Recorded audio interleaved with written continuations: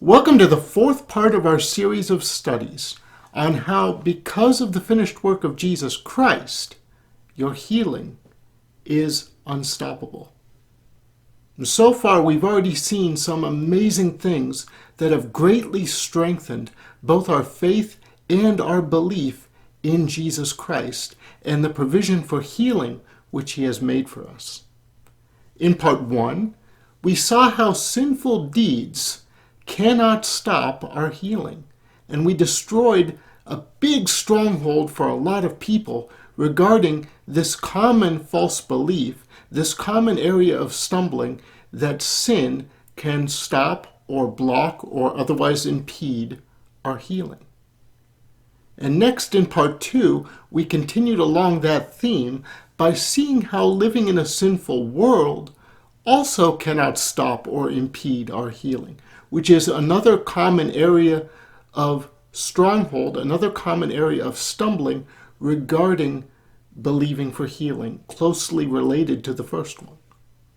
And then in part 3 last week, we moved to a more internal level as we examined how our new identity in Christ is a fundamental principle of why our healing is unstoppable. And now today in this fourth part, we're going to examine another common false belief, another common stronghold for many people, which is, what about not having enough faith? Can having not enough faith stop healing? Join me today as we answer this important question.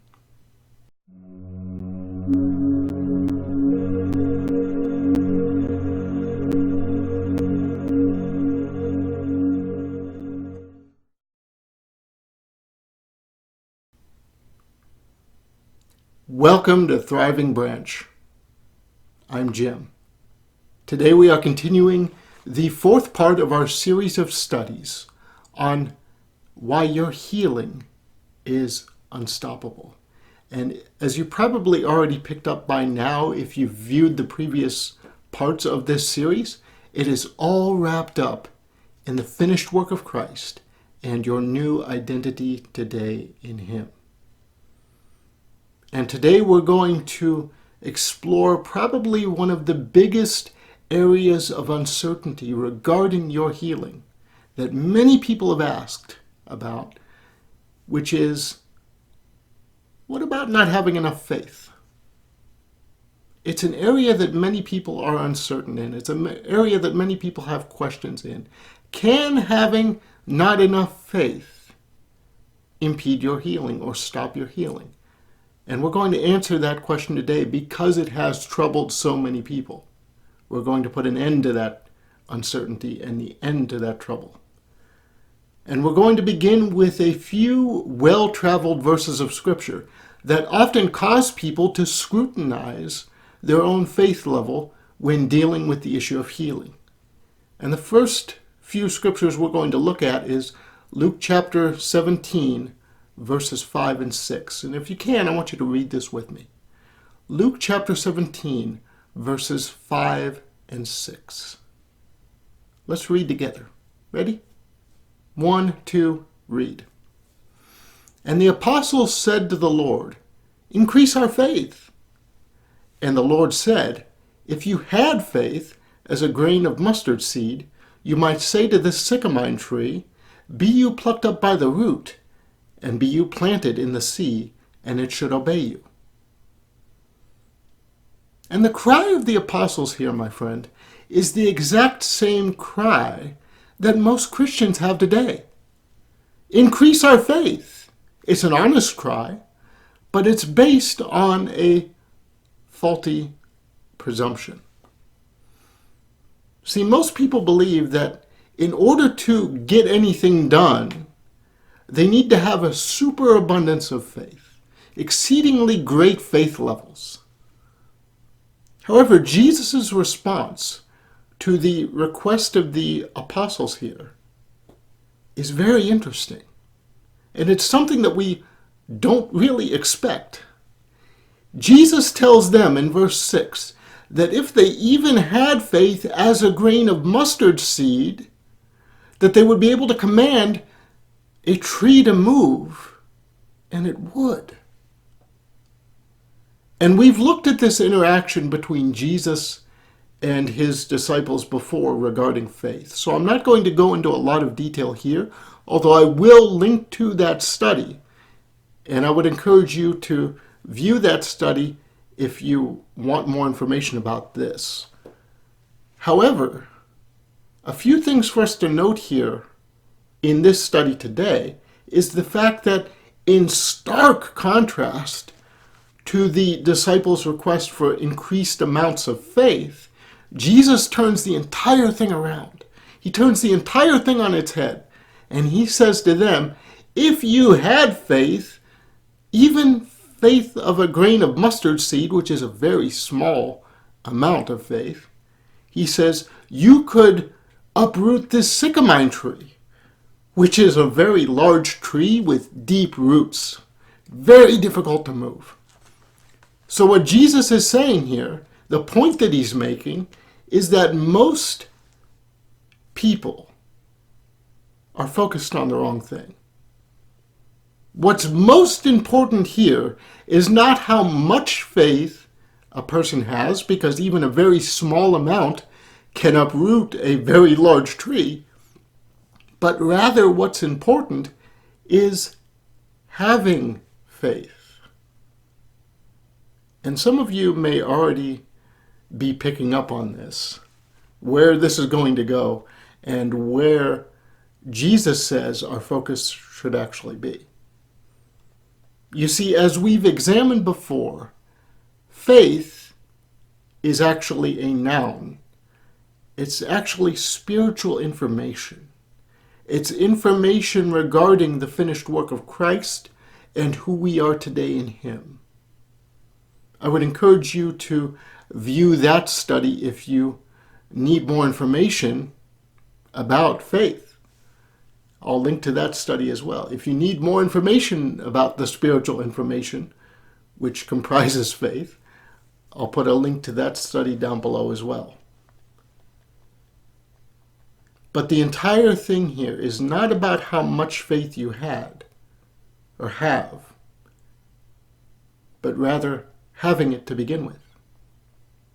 Don't take my word for that. Notice what Jesus said to his apostles. He said, if you had faith. They asked for him to increase faith, and Jesus responded by saying, if you had faith. The word had there is in the active imperfect tense. What that actually means is that we are to keep holding on to faith, to guard it and never let it go. Keep holding on to the information regarding what Jesus has accomplished and who you are today in him. Keep holding on to that. Keep guarding it, including every single promise which he has given to us. And that may sound overly simplistic, but let's truly consider it. How important is faith? How important is believing, for that matter? And faith and belief are different. They are different. Faith and belief is different, but they are inseparably linked at the same time.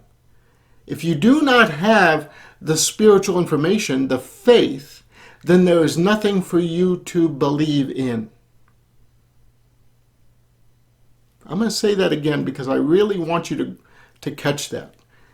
If you do not have spiritual information, if you do not have faith, then there is nothing for you to believe in. Faith is a noun, belief is a verb in the Bible. If you do not have the spiritual information, if you do not have the faith, then there is nothing for you to stand on or act upon, which is your belief. You need to have both. They're different, but they are linked together. You need one to have the other. And one without the other is dead. We know that Without the proper information, without the faith, it's impossible to please God, according to Hebrews chapter 11, verse 6. And we are saved by grace through faith.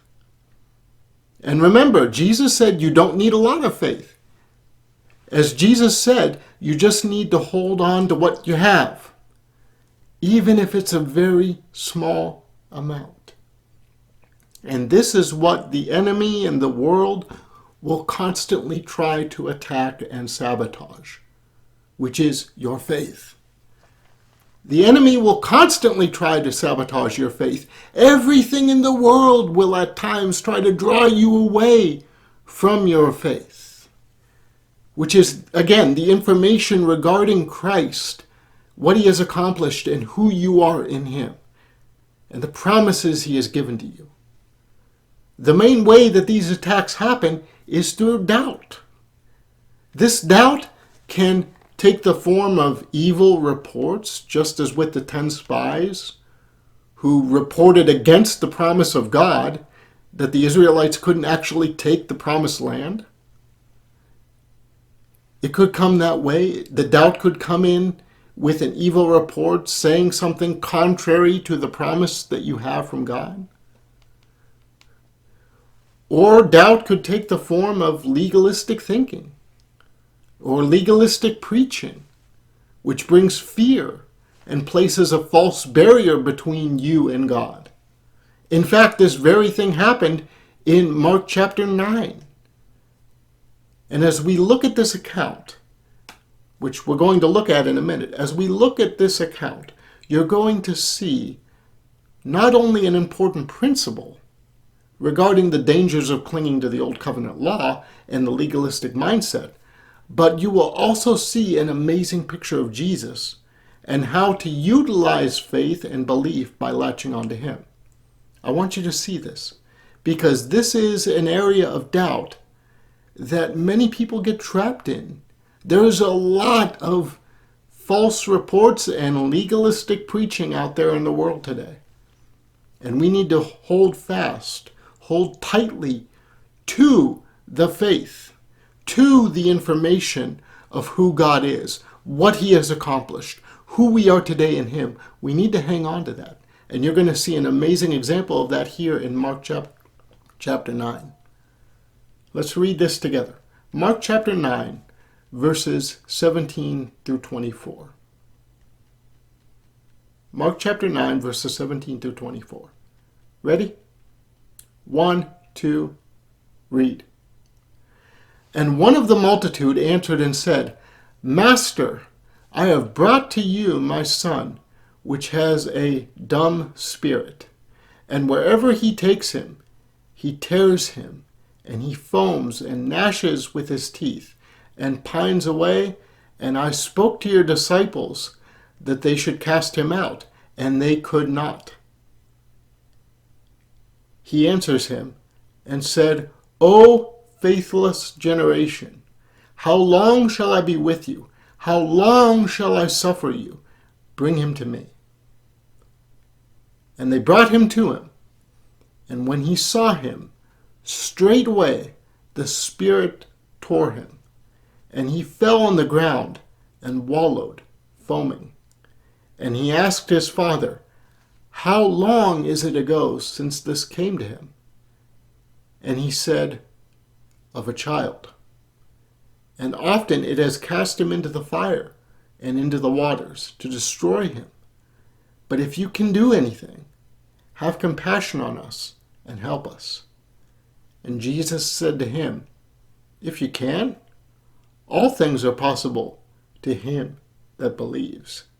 And straightway the father of the child cried out and said with tears, Lord, I believe. Help you my unbelief.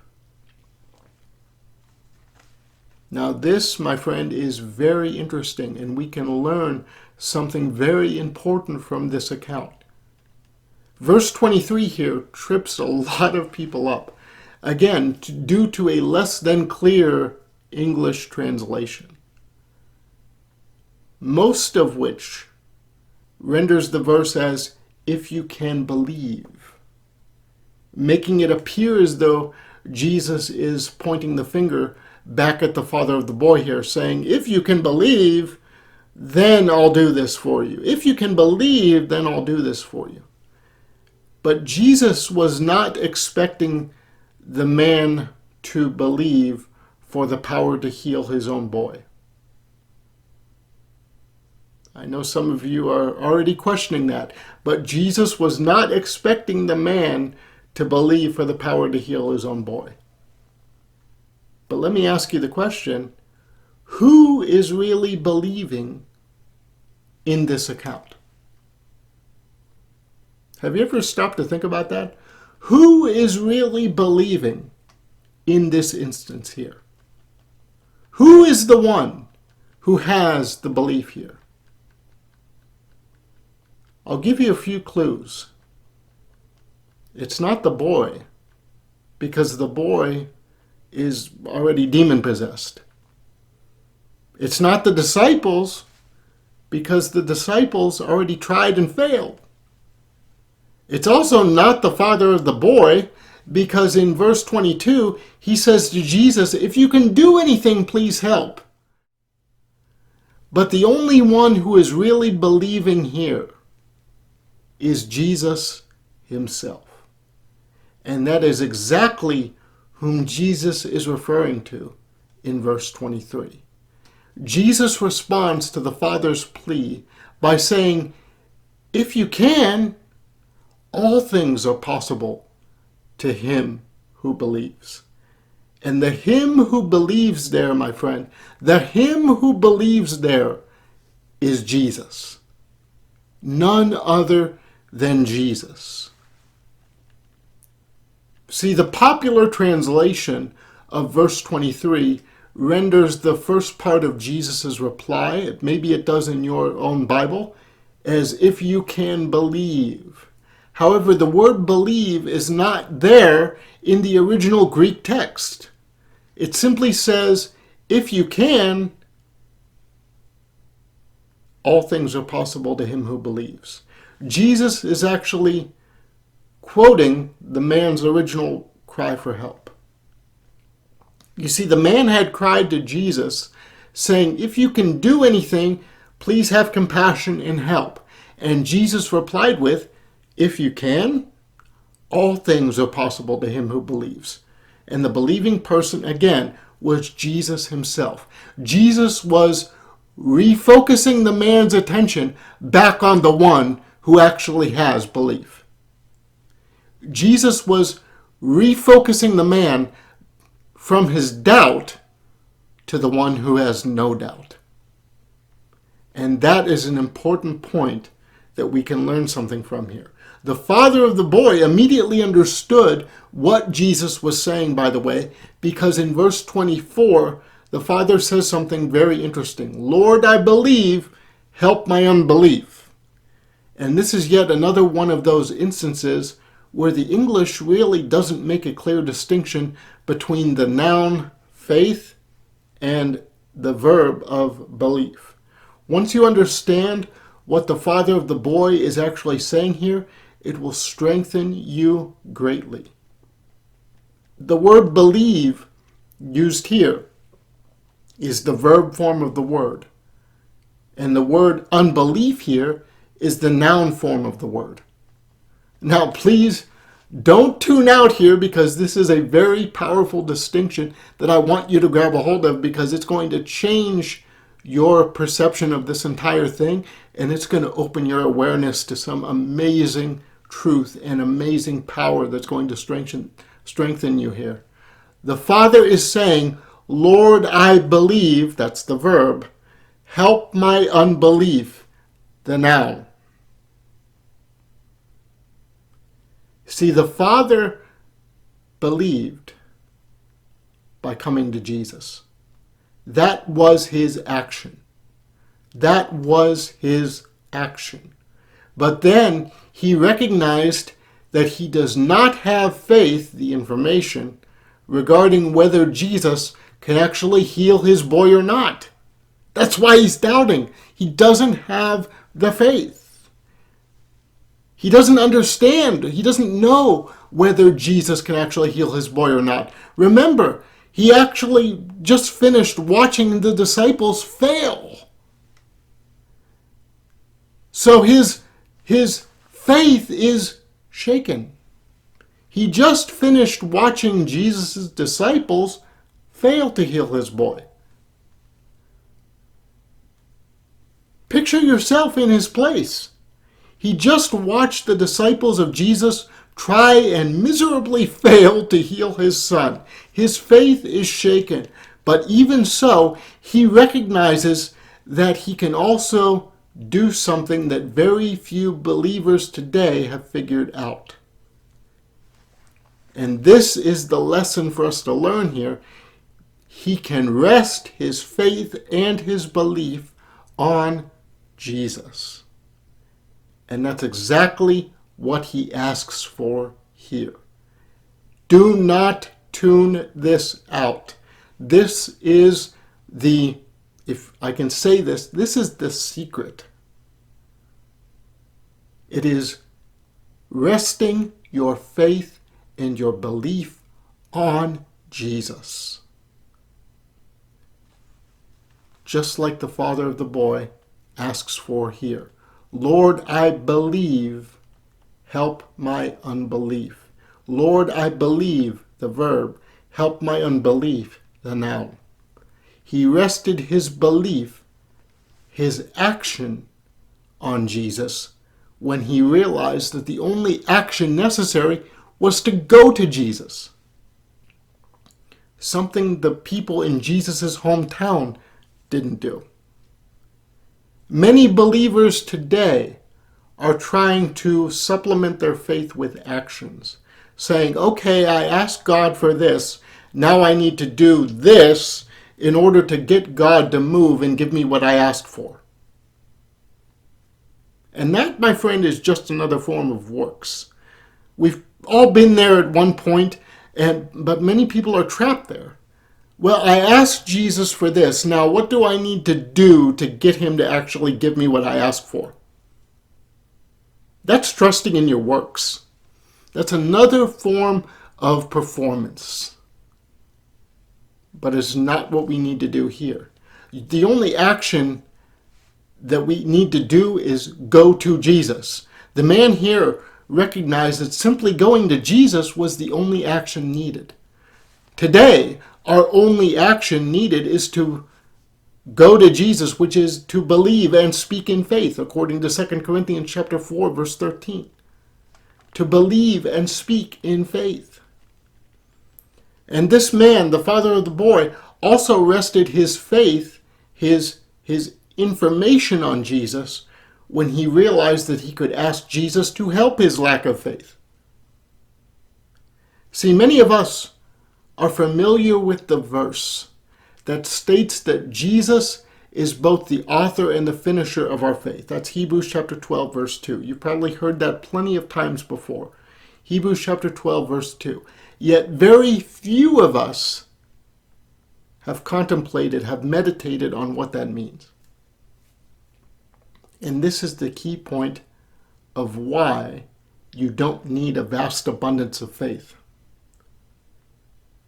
And why Jesus said that even a very small amount of faith is enough. We're getting to the answer here now. Jesus is both the author and the finisher, the perfecter of our faith. What do you think that means? See, Jesus is the author, which means that he begins our faith, and he is the finisher, the perfecter of our faith. That means he completes our faith. What's left? What is left for you to do? He has begun it and he has finished it. He began it and he completes it. There's nothing left for you to do. Many of us are trying to perfect our own faith. We're trying to stir up, conjure up faith within ourselves by our own strength. And our own power and our own force of will. We're trying to have enough faith to pray strong prayers, whatever that means. And we're trying to believe really hard too. And it doesn't work. We're failing to rest in Jesus. Let's remember that one of the fruits of the Spirit is faith. Galatians chapter 5, verse 22. Faith is not a work, my friend. It's a fruit. Faith is not a work. It's a fruit. It comes from God. It comes from His Spirit. One of the biggest traps that a believer can fall into is trusting in their own faith for the result, instead of trusting in Jesus. It's a very subtle trap, and it has ensnared many people. We can become so worked up and focused on our own faith and our own belief that we totally lose sight of Jesus. We lose our foundation in Him and what He has done for us, and the fact that He's in us. He's given us His Spirit. We lose that focus, and we try to stir up our own faith and our own belief. And then we try to perform with corresponding actions or whatever else we imagine that we need to do in order to attain our goal or whatever we're asking for. But I'm here to tell you today, my friend, stop having faith in your own faith and start resting your faith on Jesus. He obviously believed in His own results because He went to the cross. He believed in His own faith. He believed in what He was doing because He suffered on the cross in your place. And that's all we need to know. So this is what Jesus was talking about when He said, even a small amount of faith is enough, my friend. Even a small amount of faith is enough. Because even with this one single truth, the truth that we're looking at today, it will grow. I promise you it will grow into a vast tree of life, giving faith. A vast tree of faith. And this is why today a lack of faith can't stop your healing. Because in Christ, there is no such thing as a lack of faith. He is all the faith you need. And truly, your healing is unstoppable as a result of that.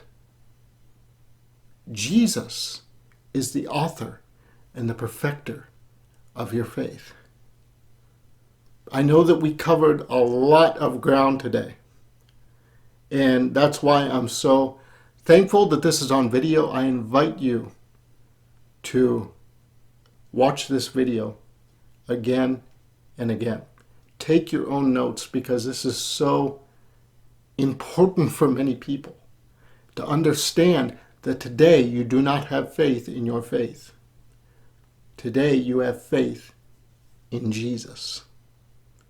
And His faith is more than enough. Be sure to join me next week as we conclude this series on why your healing is unstoppable. We're going to be looking at something very interesting, and I'm not going to spoil it for you. Be blessed, my friend. Thank you for joining me for today's Bible study. If you enjoyed this video, please give it a thumbs up and share it with others. And be sure to check out ThrivingBranch.com, where you will find a lot more information and resources on the gospel of Jesus Christ. You'll also find how you're able to support this ministry through your prayers, your shares, and your financial giving as the Spirit of God leads you. We also have some t-shirts and other accessories. They make great gifts, and they help you to express your faith and look good doing it too. Be sure to subscribe if you haven't already done so, and click the notification bell to always be notified whenever new videos are posted. As always, my friend, be blessed.